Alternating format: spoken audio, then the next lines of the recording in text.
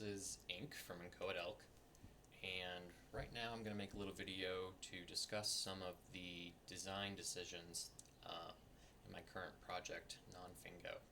We'll talk about technical decisions, user experience, and gameplay and art, and how those kind of all work together in VR. So I've got a dedicated server hooked up for both my, what do you call this guy, an Index, and my Quest 2. Let's see, that's what the Quest 2 sees right now. Bonking my head a little bit. We'll go back to my view.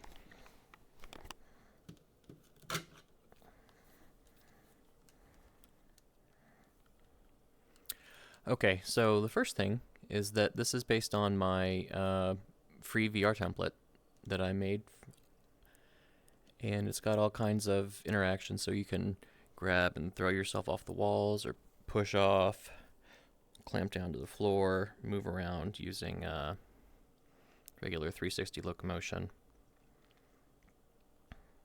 It's also got some good item interaction interface, like buttons and such, which I will show now. So here's one of the item interactions. This is a non-diegetic one, because while you could probably technically simulate sitting down into a seat, I don't think that's gonna work out very well in VR. So I'm just gonna say, all right, you click your button and you're sitting here. Let's not torture your poor user. Okay, so as you can probably see, I'm in space. I'm in a spaceship.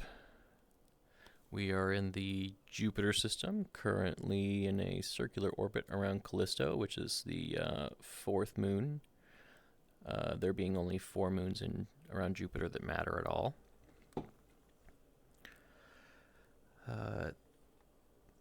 The solar system is at 1:1 scale. So that's actually, several thousand miles away. And it's the, correct size, and it has the correct mass. The one thing that we changed is the gravitational constant. And the reason that we changed the gravitational constant is that that makes gravity quite a bit stronger, which means that in order for things to orbit, they need to be moving quite a bit faster. So now when the moons are orbiting, they're actually going around at a pace that you can actually see happening. And so we just bump up the acceleration on the ship to match, so that we keep everything to scale, except things just run a little bit faster without having to include a sort of fast forward button. Things just run at a pace that feels right, while keeping things at scale. All right, this is our ship. This is the cockpit of the ship. Hasn't had a lot of work done on it yet. Definitely a work in progress. You can see the glass here has this hexagon pattern, and the reason we did that is so that when you're moving around inside the ship, you can tell when you're about to bump into a glass wall or something. Ideally, you'd use some kind of translucent material to have like reflections and refraction, so that you can see, there's glass here. But that's very expensive to do in VR, and especially for the Quest. It does not like dealing with transparency. So I just use a masked material to show, hey, there is a window here. And, once you're sitting down here, it's not as important to know exactly where the window is. But just from experience in game, you tune out the hexagons very quickly. I know it probably looks worse in 2D the way you're seeing it. But one of the neat things about VR is that you can sort of use your binocular vision to see through things. So it's not focus, I don't think. I think the focus is the same for all of the things that you see, but the vergence, the way your eyes go like this in and out, you can control that, and it feels sort of like focusing your eyes or unfocusing them, and it feels very natural to just look past that if that's what you're trying to do. Okay, So let's talk a little bit about what this game would be. It's sort of a simulation game, realistic-ish. So I mentioned that we've got 1-to-1 scale solar system. We've got gravity. Your gravity is n-body for agents such as the ship, but for celestial bodies such as the moons and planets themselves, they're on rails because there's not really a good reason to run an n-body simulation for those. But your own ship is being affected by gravity from everything, not just what you happen to be in orbit of at the moment. So we do make use of patch conics for quickly predicting and showing your orbit, and I'll show that later as I get into some of our displays. But those are an approximation that run within the simulation. That is not the simulation itself. The simulation runs n-body. And later on, we'll also do brute force orbit prediction in addition to the patch conics, so that you can have more precise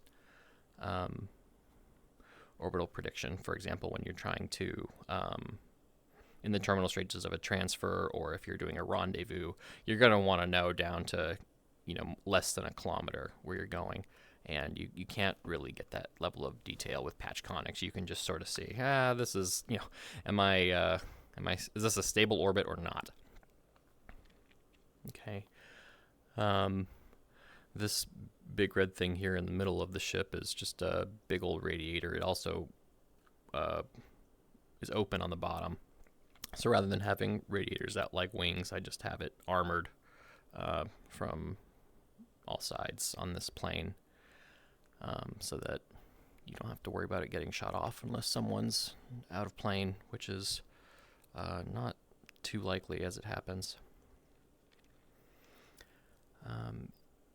So this is our main control panel.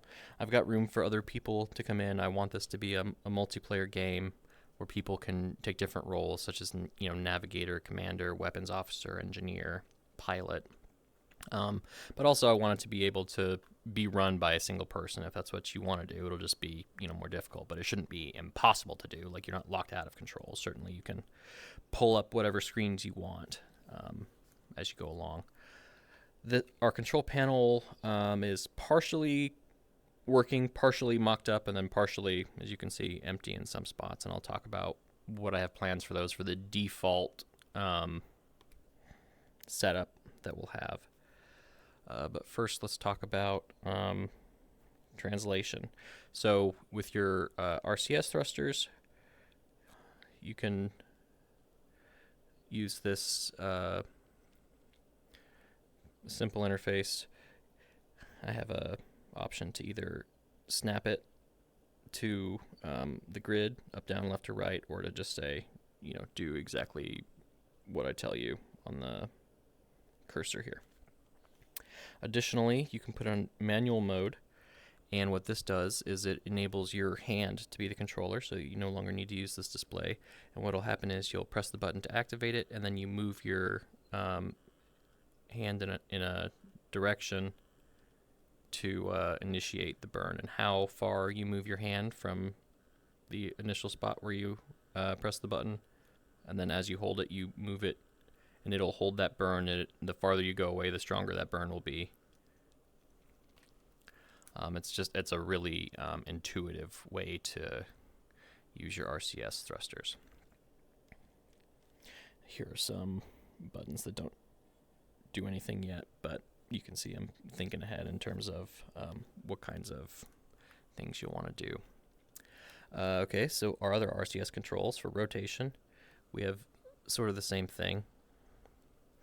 Again, you can, snap or do free cursor. And we have the same sort of thing with our hands, where we can use hand controls where we just sort of point and hold down the button, and it will move towards that point as long as you're holding down the button. The neat thing about this particular method is that you can quickly point precisely where you want to, or you can just do let's go a little bit to the right, just by doing like that, using the same controls. So it's fast, precise, and intuitive. Pretty nice. Okay, here's our holographic map. This is a work in progress. This is actually what I'm currently working on. Obviously, I need to do some work on the scale. We're going to do some things where you zoom in to your current, the body that you're currently orbiting, not just keeping it at this Jupiter system view. But you can see that it's showing a few minutes into the future how all the moons are going to be. And in fact, I want to say this is incorrect. It's going all the way back to the wrong start. So that's interesting. I'll have to go look at that. But anyway, you can see this green ring showing your orbit around wherever you are. And this particular view will be useful if you're doing transfer between moons. And then we'll want to zoom in. These controls don't work yet. Zoom in to just say, okay, if I just want to control where I am around this moon, what does that look like here in 3D? This is a mock-up of, I guess I just need to hook it up. This is actually ready to go. Quickly show you the orbital parameters that are going to be important to most people. I know that there are, the standard Keplerian orbital parameters that are a little bit arcane and not really that helpful for most users.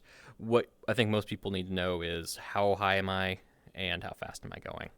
And then related to that is, well, how close is the surface and how far is the edge of the sphere of influence? So, like, am I going to escape the, am I still captured? Am I still in orbit around this thing, or am I going to be in orbit around its parent?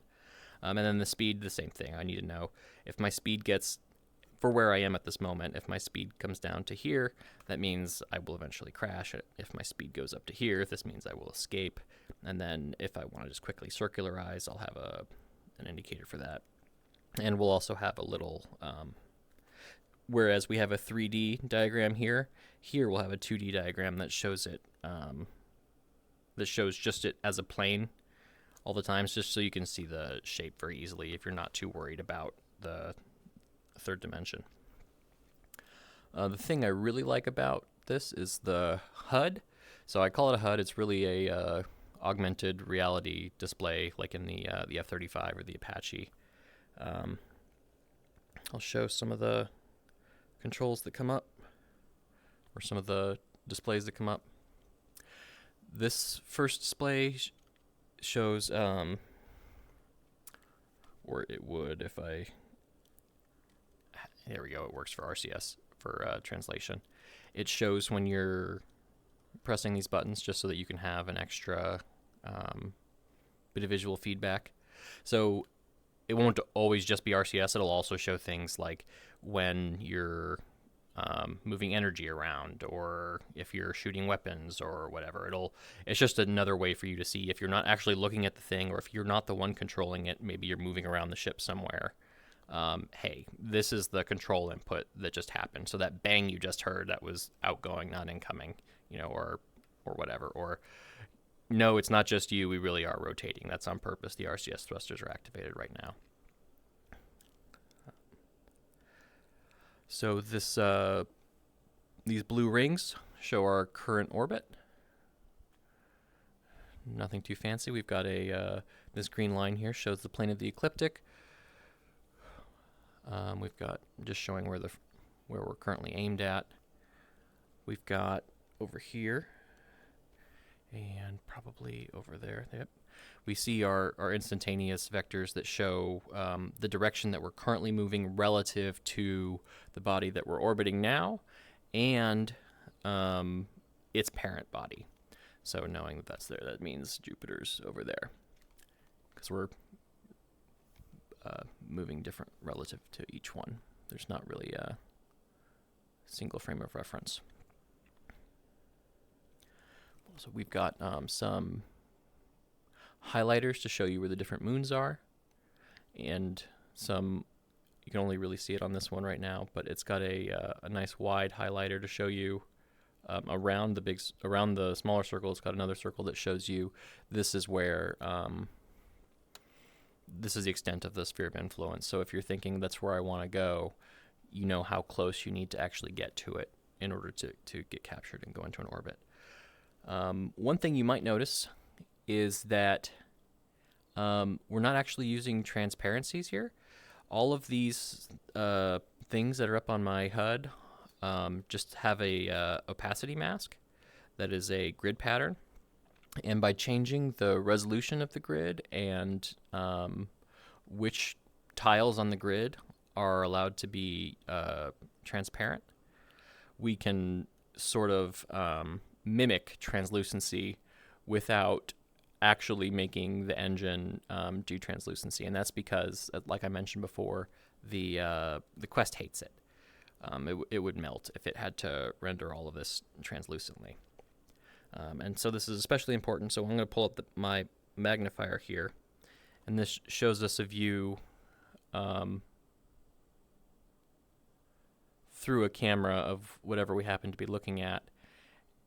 And so what's really neat here is that I can clearly see magnified view. I can see what's behind it, and I can see the rest of my HUD moving around.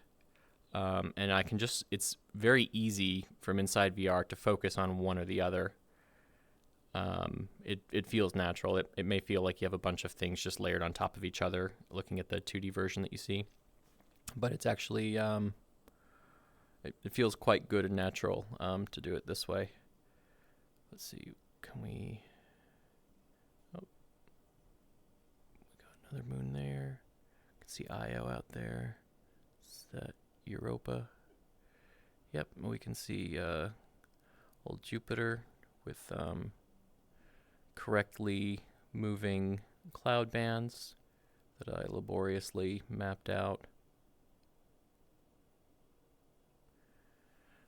And I want to show this same view. Oops,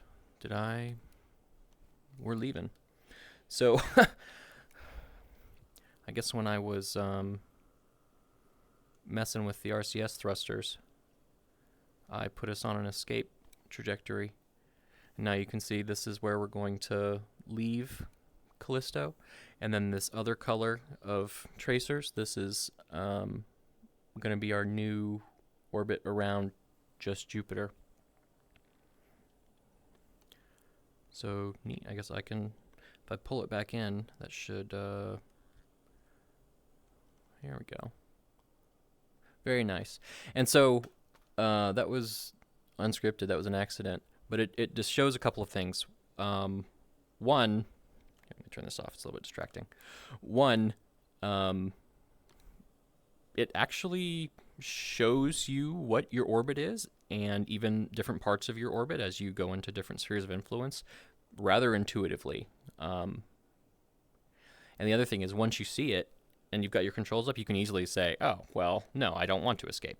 I want to brake a little bit, and then I'll get back into an orbit here.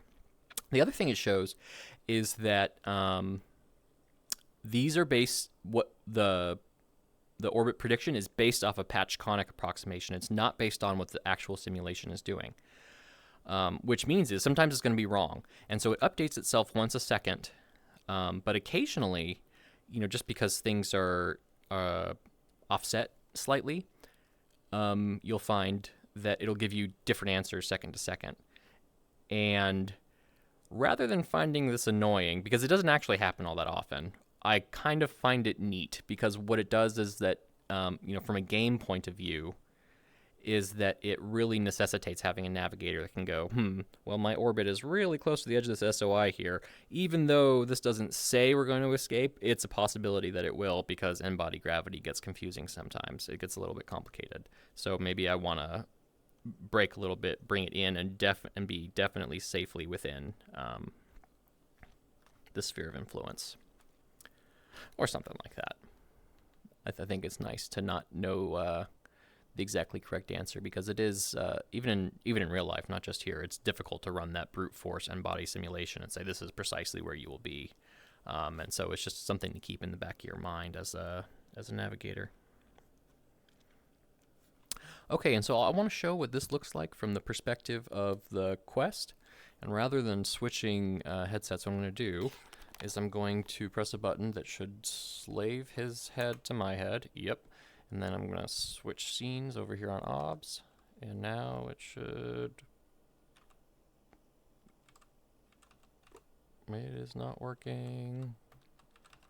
Oh, it is working. I apologize. I was looking at the wrong screen because I'm really dumb sometimes. Okay, so quickly I'll come into here. I'm going to pull this up because I think this will be an interesting comparison. So, okay, there's Callisto, whose art is not great for that level of detail. There's Jupiter, who looks pretty alright in my opinion. And then we'll switch to... Oh my goodness, we're using Quest. Well, it's hard to do 3 things at once. So I guess we'll just switch here. I'll show you, this is the view from whatever I've got selected. This is the other view.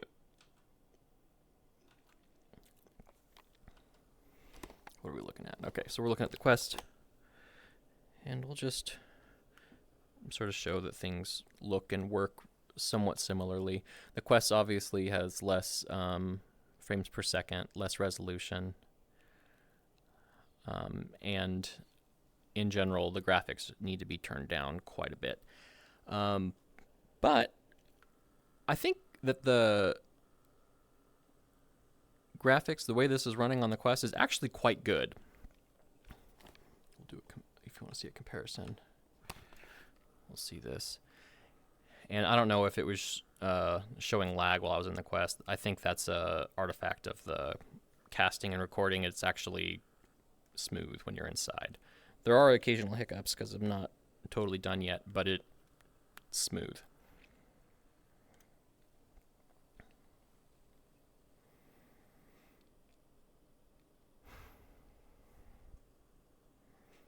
All right, well, it's oh, and ooh, that's broken. What's supposed to happen is that when you look through this, your HUD disappears, so that you can actually look at your controls without getting all having them be all annoying as it is here with this guy who I just changed some settings on and broke. You should not be able to see it while you're looking at your displays.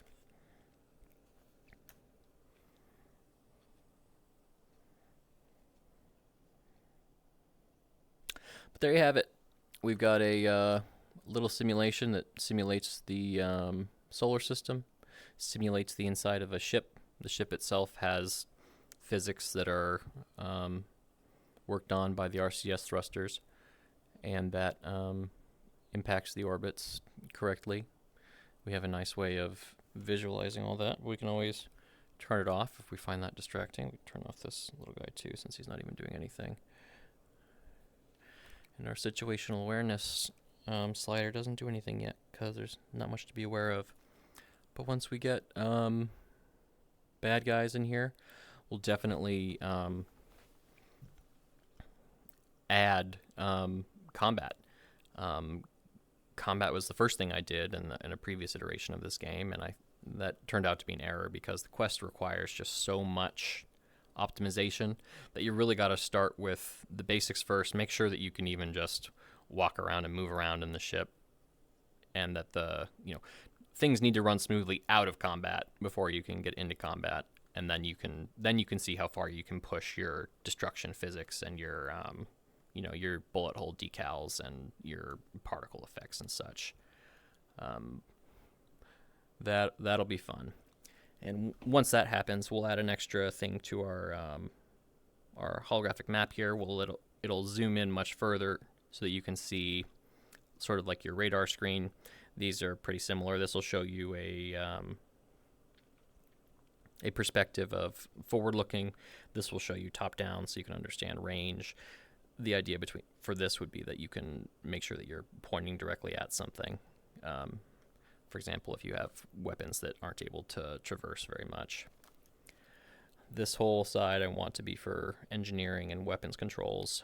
I think really all of these displays are going to need to be enlarged. I like the size of the buttons right now, but they're just too close together. So for instance, if I try to hit this, it's very easy to accidentally hit more than one. I could make it so that you can only hit one at a time, but I actually like being able to do that. I think it's really neat. So I think it's better just to expand the display so that you don't fat finger them. This side is going to be for maneuver planning and using your main engines. Self-explanatory if you're into that kind of thing, and probably not interesting if you're not into that kind of thing. So I hope I've explained a little bit about why I did certain things in here. Definitely having to manage VR, multiplayer, multi-platform, and simulation versus fun is a lot of things to balance. So a lot of interesting choices that at first glance don't seem too wise, but when you try it the other way, you're like, oh, okay, yeah, this needs to be different. This is very challenging for development because practically everything does not come out the way you'd expect. Everything needs to be changed, whether it's for, oh, well, this isn't fun, or, oh, actually, that makes sense and it would be fun, but it's too difficult to do in VR. You just don't have the dexterity, or I can't see enough detail. Or, hey, there's too much detail. You can't expect players to learn all this and to think that this is fun. Or, hey, everything is great, except it won't run on Quest. Quest just melts if you try it, which is really unfortunate. So I'm proud to have something that works and that looks pretty good on both PC and Quest, and is pretty easy to use, and that really you can throw together in a few months just starting from my free template. So anyway, hope you've enjoyed the video. I'll do one more switch back to Quest just to give a little sign off. And thank you for watching if you made it this far.